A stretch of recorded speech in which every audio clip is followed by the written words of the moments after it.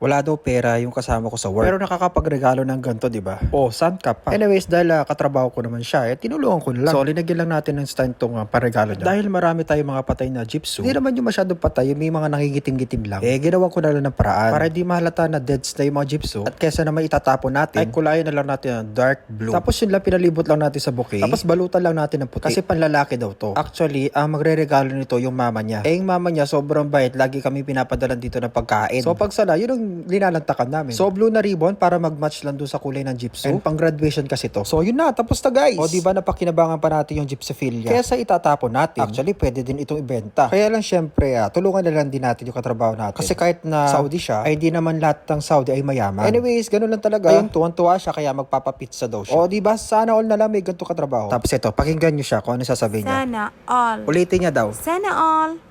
Janjaranan! Shoutout! Maraming salamat sa mga nag-share ng recent video ko. At kung gusto mo mapasama sa shoutout, i-share mo na ang video na ito. And for more nakakatuwa at nakaka-goodbye sa videos, please like, comment, and follow my Facebook page. Kita kits!